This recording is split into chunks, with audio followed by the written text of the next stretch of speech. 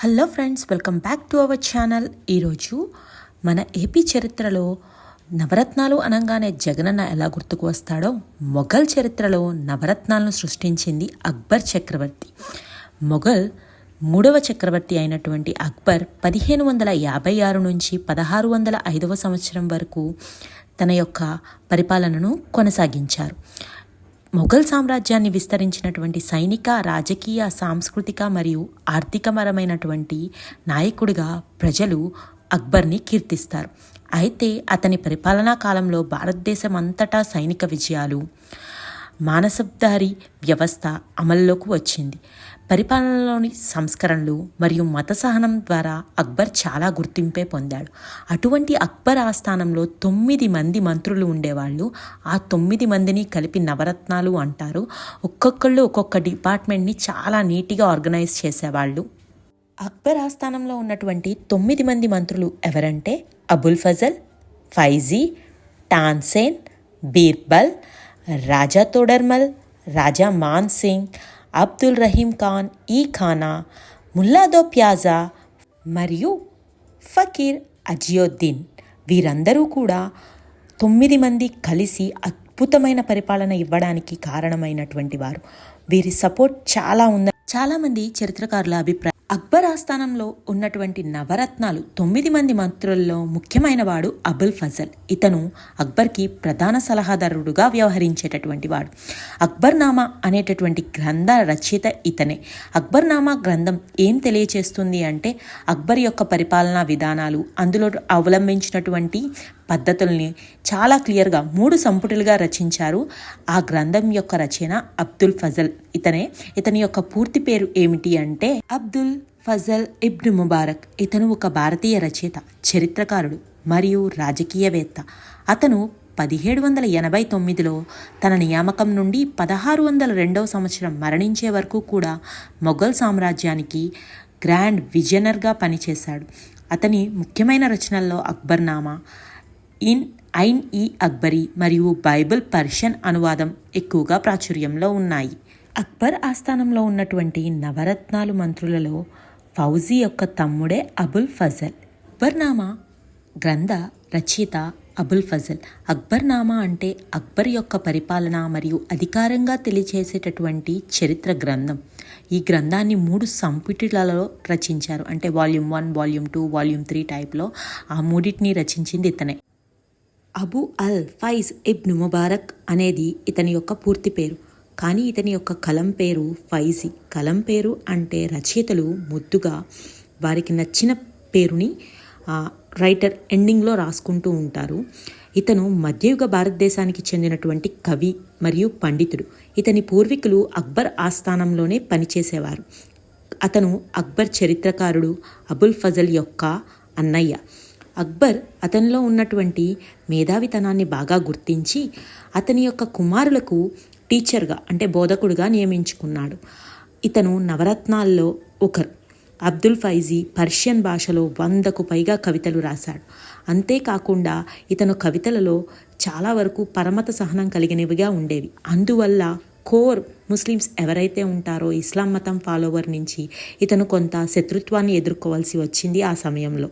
భాస్కరాచార్య గణితంపై సంస్కృతంలో రాసిన లీలావతి అనేటటువంటి గ్రంథాన్ని పర్షియన్ భాషలోకి అనువదించింది ఫైజీనే. ఈయన రాసినటువంటి కవితల సంకలనాన్ని దివాన్గా పిలుస్తారు. ఈ దివాన్లో కాసీదాలు, గజల్లు, రుబాయిలు, ఎలిజీలు, రకరకాల సాహిత్యానికి సంబంధించినటువంటివి ఉండేవి. ఈయన సాహిత్యంలో సర్వమత దేవతారాధన ఉండటం వల్ల కొంతమంది ముస్లింలు ఈయన్ని శత్రువుగా భావించేటటువంటి వారు. అక్బర్ ఆస్థానంలో ఆ సమయంలో ఉన్నటువంటి నవరత్నాల్లో ఎడ్యుకేషనల్ డిపార్ట్మెంట్ మినిస్టర్ ఎవరయ్యా అంటే ఫైజీనే. అక్బర్ ఆస్థానంలో ఉన్న నవరత్నాల్లో తాన్సేన్ కూడా ఒకడు. ఇతను ప్రఖ్యాత సంగీతకారుడు, గాయకుడు, స్వరకర్త మరియు హిందుస్థానీ శాస్త్రీయ సంగీతంలో వాయిద్యకారుడు. అతను హిందూ దేవుళ్ళు మరియు దేవతల కోసం దృపదాలను స్వరపరిచినాడు. తన పోషకుల కోసం పాటలను స్వరపరిచాడు మరియు అనేక రాగాలను కనుగొన్నాడు. తాన్సేన్ మొదటిగా గ్వాలియర్లో ఉన్నటువంటి రాజా మాన్ సింగ్ తోమర్ ఆస్థానంలో సంగీతకారుడిగా మరియు స్వరకర్తగా ఉండేటటువంటి వాడు. తరువాత తన యొక్క సంగీత సామర్థ్యాలు అక్బర్ మహారాజుకు తెలిసిన తరువాత తనను తన ఆస్థానంలోకి రమ్మని ఆహ్వానాలు పంపించాడు. కానీ తను రాజా మాన్సింగ్ని వదిలి వెళ్ళడానికి ఏమాత్రం ఇష్టపడలేదు. కానీ రాజా మాన్సింగ్ తన యొక్క కళను చాలామంది జనాలకు విస్తరించచేయమని కోరగా అక్బర్ ఆస్థానమే దానికి సరైనదని నచ్చచెప్పి అనేక బహుమతులతో తనను అక్బర్ ఆస్థానంలోనికి పంపించడం జరిగింది. తరువాత అక్బర్ ఇతని యొక్క నైపుణ్యాన్ని గమనించినటువంటి వ్యక్తి తన 9 నవరత్నాలలో ఒక నవరత్నంగా చేర్చుకుని ఈయనకి మియాన్ అనేటటువంటి గౌరవ బిరుదును ఇవ్వటం జరిగింది. మియాన్ అంటే పండితుడు అని అర్థం. తాన్సేన్ తన యొక్క జీవితకాలంలో 2 రకాలటువంటి సంగీత పుస్తకాలను రాశారు. అది ఒకటి శ్రీ గణేష్ స్తోత్ర మరియు సంగీత సార. ఇవి 2 కూడా క్లాసిక్ బుక్స్ అన్నమాట. ఎవరైతే మ్యూజిక్ ఇంట్రెస్ట్ ఉంటుందో వాళ్ళకి ఇది అర్థమవుతుంది. తాన్సేన్ యొక్క అసలు పేరు రామతను. బాల్యంలో అందరూ తనను అదే విధంగా పిలిచేవారు. అతను ఒక బ్రాహ్మణ కుటుంబానికి చెందినటువంటి వ్యక్తి. ఈయన మధ్యప్రదేశ్లోని గ్వాలియర్ అనే నగరంలో తన కళను నేర్చుకుని అక్కడే పరిపూర్ణం చేసుకున్నాడు. తాన్సేన్ సంగీత రచనలు అనేక ఇతివృత్తాలను కలిగి ఉంటాయి. వీటిలో ధృపదలను ఉపయోగించడం జరిగింది. వీటిలో ఎక్కువ భాగం హిందూ పురాణాల నుండి తీసుకోబడినవే. హిందూ దేవతలైనటువంటి గణేశుడు, సరస్వతి, సూర్యుడు, శివుడు, విష్ణువు ఇటువంటి దేవతల చుట్టూ స్తుతించు రాయబడినటువంటివి. అతను రాజులను మరియు చక్రవర్తి అక్బర్ను స్తుతించడానికి అంకితమైన కూర్పులను చేశాడు. అక్బర్ నవరత్నాల్లో బీర్బల్ అతి ముఖ్యమైనవాడు. ఇతడు ఒక కవి, గాయకుడు మరియు తెలివైన సలహాదారుడు. అతను చాలా తెలివైనవాడు మరియు చమత్కారవంతుడిగా పేరు పొందాడు. ఇప్పుడు మనం చూస్తున్నటువంటి అక్బర్ బీర్బల్ కథలు చాలా ప్రాచుర్యానికి పొందాయి. చమత్కారానికి, తెలివితేటలకు ఉదాహరణగా చెప్పుకునేటటువంటి కథలే అక్బర్ బీర్బల్ కథలు. ఇవి నిజంగానే జరిగినటువంటి కథల అనేదానికి చాలా ఆధారాలే ఉన్నాయి.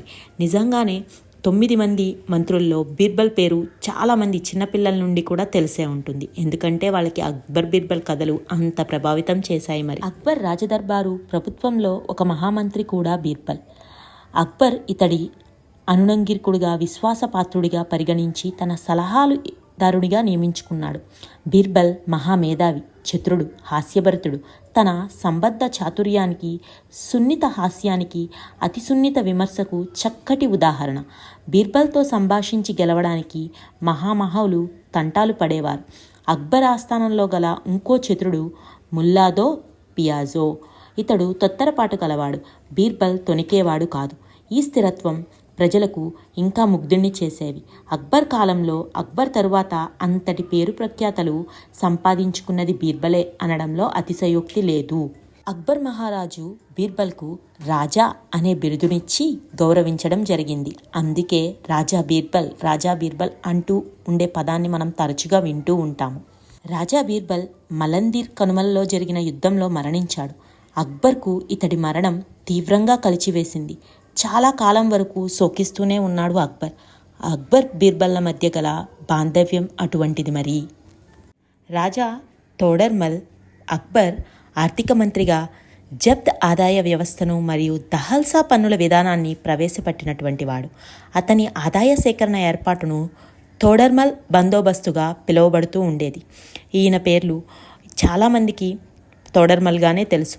అక్బర్ ఆర్థిక మంత్రి అంటే ఫైనాన్స్ మినిస్టర్ అన్నమాట. జబ్త్ ఆదాయ వ్యవస్థను మరియు దహల్సా పన్నుల విధానానికి ఇతను చాలా పేరుగాంచాడు. 1770-1780ల మధ్యకాలంలో పంట దిగుబడులు మరియు ధరల జాగ్రత్తగా సర్వే చేయించేవాడు. తోడర్మల్ ఉత్తరప్రదేశ్లోని లాహోర్ పట్టణంలో జన్మించాడు అని చరిత్రకారులు చెబుతూ ఉంటారు. అక్బర్ పరిపాలనా కాలంలో రాజా తోడర్మల్ ఆర్థిక మంత్రిగా వ్యవహరిస్తున్నటువంటి సమయంలోనే భాగవత పురాణాన్ని పర్షియన్ భాషలోకి అనువదించాడు. సుమారు 1760లో ఖ్వాజా మాలిక్ తర్వాత స్థానంలో తోడర్మల్ అక్బర్ ఆస్థానంలో ఆర్థిక మంత్రిగా వచ్చాడు. రాజా తోడర్మల్ ప్రామాణిక తూనికలు మరియు కొలతలు, భూమి సర్వే మరియు పరిష్కార వ్యవస్థ, రెవెన్యూ జిల్లాలు మరియు అధికారులను ప్రవేశపెట్టాడు. పట్వారీ నిర్వహణ యొక్క ఈ వ్యవస్థ ఇప్పటికీ భారత ఉపఖండంలో అమల్లోనే ఉంది. దీన్ని బ్రిటిష్ రాజ్ మరియు భారత ప్రభుత్వం ఇంకొంచెం మెరుగుపరిచాయి. అక్బర్ ఆర్థిక మంత్రిగా రాజా తోడర్మల్ జబ్త్ మల్ అని పిలువబడే కొత్త ఆదాయపు వ్యవస్థను మరియు దహల్సా అని పిలువబడే పన్నుల వ్యవస్థను ప్రవేశపెట్టాడు. అతని ఆదాయ సేకరణ ఏర్పాటును తోడర్మల్ బందోబస్త్ అని పిలువబడుతూ ఉండేది. కాశీ విశ్వనాథ ఆలయాన్ని 1785లో తోడర్మల్ పునర్నిర్మించాడు. ఈ ఆలయాన్ని తరువాత ఔరంగజేబు కూల్చివేసి దాని శిథిలాల మీద జ్ఞానవాపి మసీదును నిర్మించాడు. ప్రస్తుతం కాశీ విశ్వనాథ ఆలయాన్ని తరువాత అహల్యాబాయి హోల్కర్ పక్కనే ఉన్న స్థలంలో నిర్మించారు. గుజరాత్లో సోమనాథ్ ఆలయం మీద అనేక సార్లు దాడులు జరిగినప్పుడు అహల్యాబాయి హోల్కరే ఒక గుడిని నిర్మించారు. అది ఇప్పటికీ కూడా ఉంది. రాజా మాన్సింగ్ అతను అక్బర్ చక్రవర్తి కోసం కీలకమైన సైనిక ప్రచారాలకు నాయకత్వం వహించినటువంటి మన్సబుదారి. అంబర్ రాజ్యానికి చెందినటువంటి రాజ్పుట్ పాలకుడే ఈ రాజా మాన్సింగ్ వన్. ఇతని యొక్క పూర్తి పేరు ఫర్జాన్ మీర్జా రాజా మాన్సింగ్ వన్. ఇతను తన తండ్రి యొక్క మరణం తర్వాత మొఘల్ సామ్రాజ్యంలో సైన్యంలో పనిచేశాడు. మాన్సింగ్ తన యొక్క జీవిత కాలంలో ఎస్పెషల్లీ దక్కన్ రాజ్యాలు జయించడం కోసం 67 యుద్ధాలు చేశాడు. ఇతను రాజ్పుట్లు మరియు మొఘలుల యుద్ధ వ్యూహాల్లో బాగా ప్రావీణ్యం కలిగినటువంటి వ్యక్తి. మొఘలుల టైంలో జరిగినటువంటి మేవార్పై యుద్ధం మహారాణా ప్రతాప్తో ఇతని యొక్క సైన్యం ఆధ్వర్యంలోనే జరిగింది. అక్బర్ నుండి ఇతను మీర్జా లేదా రాజా అనే బిరుదుని పొందాడు. ఇతను అక్బర్ సంస్థానంలో మున్సబ్ హోదాని పొందాడు. నవరత్నాలు ఎవరైతే ఉన్నారో ఈ నవరత్నాల్లో ఒక రత్నమే ఇతను.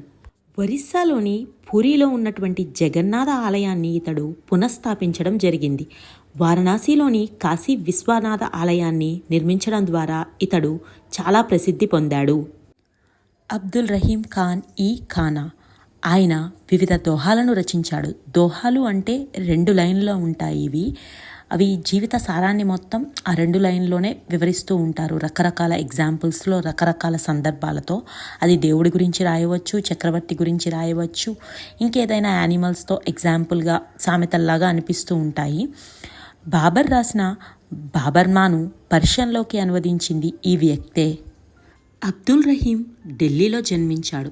అక్బర్ యొక్క విశ్వసనీయ సంరక్షకుడు మరియు గురువైనటువంటి బైరామ్ ఖాన్ కుమారుడే ఈ అబ్దుల్ రహీం ఖాన్.